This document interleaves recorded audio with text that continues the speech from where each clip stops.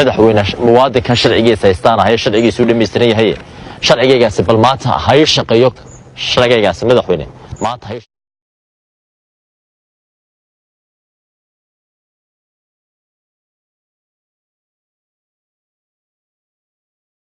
noqdo soo galay markuu anaka gacanteeda soo galay ku 16 waxaanu ka iibsanay Yusuf in loo jiray Yusuf ismaan cabdi garas ninka lagu naanaysi jiray wasiirka ka ahaa dawladda Axmed Maxamed Siiraayo ninkaasanu ka iibsanay wan mas'uul ah oo mas'uul qaran ah weeyaan ninka dhulka markii hore lahaa dhulka markii hore de anaka de lahaa shahan naga iibiyay ninkaas oo ahaa Yusuf markii Yusuf naga iibiyay waxa damiinul maalka ahaa oo warqadii nootaayadu bartan bay ku taala waa tan warqadii nootaayada aan meesh dhulka ku iibsanay warqadan nootaayada halka ku taala waxa damiinul maalka ahaa oo Yusuf damiinul maalka Sultan Ahmed Daahir Sultanka Ahmed Daahir واتي كحجينك عيدك دبدبس كوي يعني مكان يا دمين المال كها هكذا بس حيسي وحيسي بكيالان دوكيومنتري وحيسان كيالان كدب وحويان حلقة صورت له كان يعني نصور كلام كدب نشرعيتي أيام بلغنا دولكي يوسف ونكانو كيب سنو ماشى تجا ماشى دبتنا صاع عادية ويسوق صاع قرشين تاكو صاع قليو ورقة وقلاشة كو صقرا وانسرعني لبن نوكروك حيستي afar baan ku baxnay gaadhu leeyahay baan haysanay meeshii baan tagnay markii aan dhisnay baan istaajinay dhulku laftiisii meeshii de markii meesha lagu sharciyay in aad ogaateen sharciga gacanta ku haysato xageebay ka soo galeen in qoyska madaxweynaha Soomaaliland ay sheegeen in meesha wax xirantay taas way dhowdahay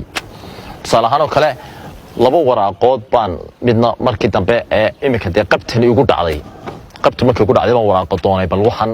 reality-gooda ورقها أنظن وحنا هلا ورقة بان هلا محكمة دا سرك صباح ذي يعني صو هلا نقول كميدا ورقة داسي لو حيشيء يصير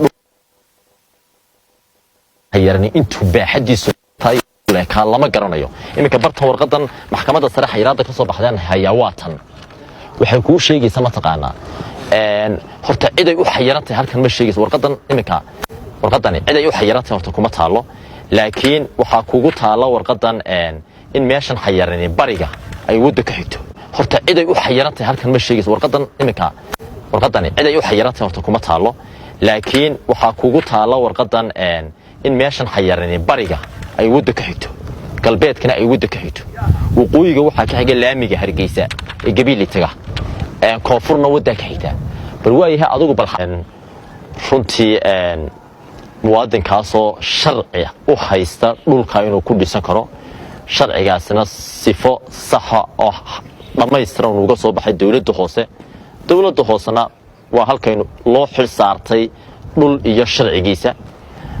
waxaan madaxweynaha oranayaa madaxweyne sharcigu ha sareeyo ayuu campaign-keenu ahaa campaign-kii dalka ku qabsatay sharcigu ha sareeyo madaxweyne sharciga dastuurka hoos loo eego madaxweyne muwaadinkan sharcigiisa haystaan ahay sharcigiisu dhameystiran yahay sharcigaasi bal maanta hay shaqeeyo sharcigaasi madaxweyne maanta hay shaqeeyo oo sharciga saxda ah iyo hawsha arrimaha iyo kharashka hawshan galay maanta madaxweyne hay shaqeeyo intaas madaxweynaha ka codsanaya cidna anu kuma duulay cidna kicilmaayo cidna wax allaala waxaan quraan uga golleeyahay ma jirto wassalaamu alaykum warahmatullahi wabarakatuh in aad iyo aad u mahadsan yahay daawadayaalkaasi wuxuu ahaa Maxamed Soomaali oo ka tirsan maraysa min dhex socotay aniga iyo dawladda hoose Hargeysa iyo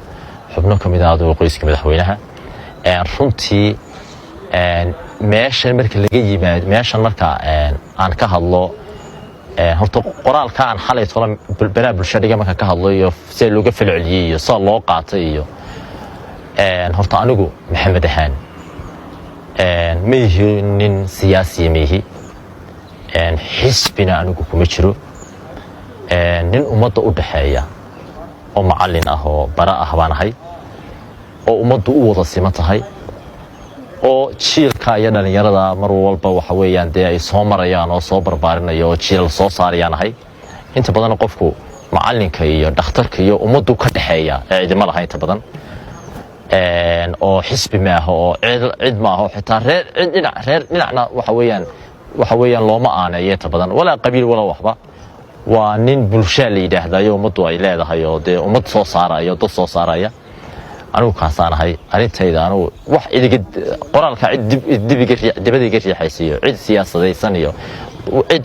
marnaba waxaan ku may jirin iyadoo la siyaasadeeyo iyadoo marba dhinac loo rogay baan arkay hase ahaatee taasaan anigu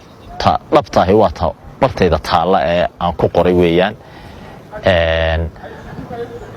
dhulkan haddaan u imaado sidii ugu soo galay 2013 anigoo ku maqan Ethiopia ayaa hooyaday oo Hargeysa degan bay la soo hadashay waxay ku tiri galabay 2013 waxaanu ka iibsanay Yusuf in loo jiray Yusuf Ismaan Cabdi Garas ninkii lagu naanaysi jiray wasiirka ka ahaa dawladda Axmed Maxamed Siiraayo ninkaasaan ka iibsanay waa mas'uul qaran ah weeyaan ninka dhulka markii hore lahaa dhulka markii hore dee anaka dee lahaa shahan naga iibiyay ninkaasoo ahaa Yusuf markii Yusuf naga iibiyay waxa damiinul maalka ahaa oo warqadii nootaayadu bartan bay ku taala waa warqadii nootaayada aan meesh dhulka ku iibsanay warqadan nootaayada halka ku taala waxa damiinul maalka ahaa oo Yusuf damiinul maalka ahaa Sultan Ahmed Daahir Sultanka Ahmed Daahir واتجي كحجين كعيدن كدبدبس كويان ميكا يا دمين المالك ها هكذا بصحيح يحسب كيالان دوكيومنتري وحسن كيالان كدب وحويان xilligaas horta dhulkan aniga la soo galay kadibna sharciyeyntiisii ayaan bilownay dhulkii Yusuf oo ninkan ku iibsano ayaa sharciyeynta nagala qayb qaatay inuu mulkiyada faylkan ka soo saaray dawladda hoose waa kan faylkiisa oo dhamaystiran macaashuurihiisii from 2000 faylan waraqalka kaaga muuqda wuxuu ka soo bilaabmay 2013 ilaa 2019 weeyaan 6 years weeyaan isaad laba mulkiyadood bartan ku yaala laba jeer tii hore oo magaca hooyo ku soo baxday oo intii markaan maqnaaya iyo talabaad oo hibeyn hooyantii hibeysay aniga magacayga ku soo baxday labaduba dawladda hoose soo mareen meeshan xayiraadeeda markii hore wax allaale wax xayiraado meesha salahan oo kale de aan ogeyn ma jirto markii meesha iibsanay markii sharcigaan marinaynay ayaa qolada qorshaha dhulka ayaa yiri waxa u maleynaa meelaha aageeda meel baa jirta aaga ilays ku yaala meel ilays xagga ku yaal baa jirto xayirane meesha bal aanu kula soo eegno dhulka kadibna agaasimaha dhulka markaa ayaa waxa dhacday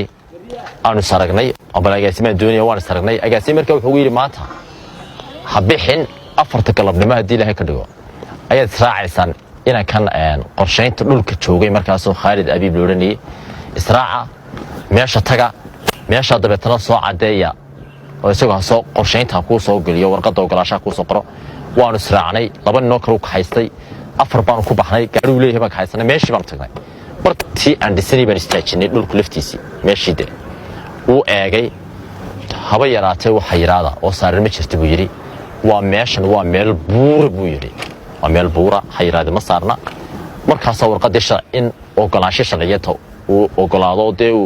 uu galiyo markaas barta ku taala qorsheynta dhulka la galiyo markaas ay bilaabatay anigana la iga ogolaaday codsigayga aan codsanaynay in loo sharciyeeyo meesha codsigiisiiba noogu hirgalay oo cashuur iyo nidaamka siyaasabkaan ku wada bixinay in macallin markii meesha lagu sharciyeeyay in aad ogaateen sharciga gacanta ku haysato xageebay ka soo galeen in qoyska madaxweynaha Soomaaliland ay sheegeen in meesha wax xirantay taas way dhowdahay salahan oo kale laba waraaqood baan midna markii dambe ee imika de qabtani ugu dhacday qabtu markii ugu dhacday baan waraaqo doonay bal waxan reality-gooda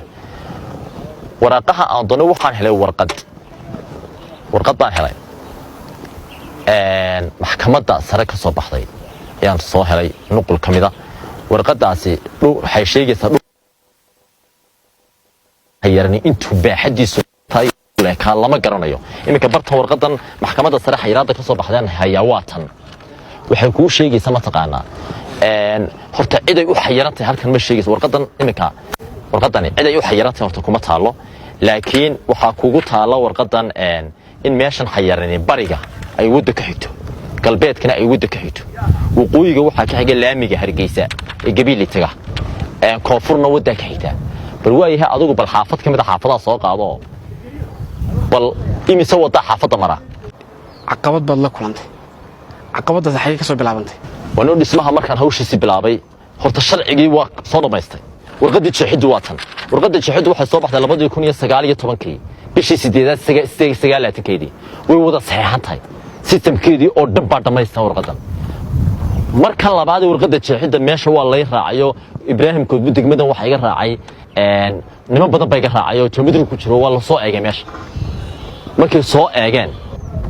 waxa jiray waan ku sheekan dhaafay xaafadaha meesha u dhowba hadalku turukuteena meesha galay ah meesha waa la haystaa qoys madaxweynaha haystaa way xayiran tahay waxa magaalada soo galay kadibna faylkan ayaan anigu qaatay ta faylkayga dokumeentiga qaataan dibetana war doonay waan dhaqaajiyay ilaa waxaan tagay u wartagay gudoomiyaha maxkamadda degmada xigta tagay gudoomiyaha maxkamadda gobolka xigta u tagayo waxa weeyaan adigu Jaanis waan doontay waan waayay Jaanis baan isku weynay dabeetana meel walba waan tagay dawladda oo san dib ugu noqday waxa yareer ma jiraa liigu yiri markii dambe waxa anigu iri ama dhigtay bartaad ku leedahay Facebook-gaaga qoraalkaasi dad baa si kale u fasiray waxa lagu weedeynay inaad wadiba kicin oo qoraalkaas aad soo qortay laga fasirinayay in adigu ma waxa doonaysay inaad dadka kiciso waxa doonaysay inaad meeshaad hesho anigu wax kicinaan haba yaraata ay ma jirto wax aniga laabteedu ku jiray oo gubayay oo stress fara badan u riday oo geed aan qabsado dhinac aan u carro qoladii waan iska laalaaday meesha iga iibisay war waxa iga siiya waa dhinac walba waan jaha wareeray nin waxaan ku macallinaho waxaan ku kharash galay oo hawl galay oo dhismo galay oo waxaan ku leeyahay waxa laga yaabaa wixii uu hayeyba ya de kharash galiyay waliba kharashkina ilaa maantada uu ku socdo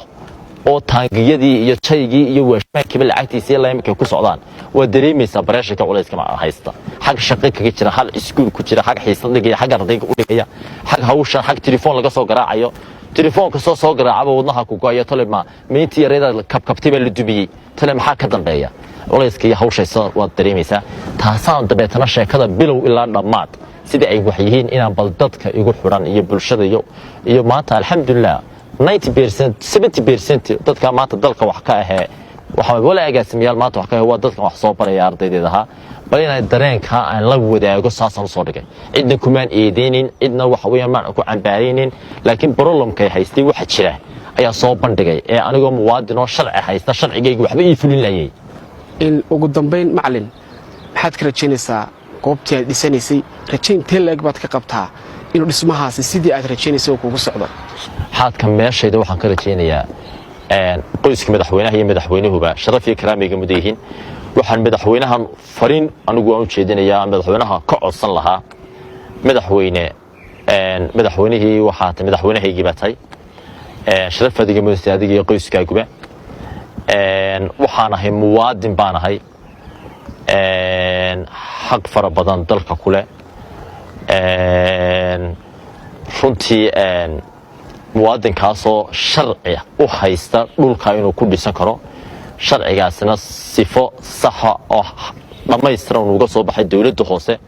dawladda hoosena waa halkaynu loo xilsa waxaan madaxweynaha oranayaa madaxweyne kaambeynkii aad dalka ku qabsatay sharcigu hasareeyuha madaxweyne sharciga dastuurka hoose loo eego madaxweyne muwaadinkan sharcigiisa haystaan ahay sharcigiisu dhameystiran yahay sharcigaygaasi bal maanta hay shaqeeyo sharcigaygaasi madaxweyne maanta hay shaqeeyo oo sharcigayga saxda ah iyo de hawsha arrimaha iyo kharashka hawshan galay maanta madaxweyne hay shaqeeyo intaas madaxweynaha ka codsanaya cidna anuu kuma duulay cidna kicin maayo cidna wax allaala waxaan ku raan uga golleeyahay ma jirto wassalaamu alaykum warahmatullahi wabarakatuh in aad iyo aad u mahadsan yahay daawadayaalkaasi wuxuu ahaa Maxamed Soomaali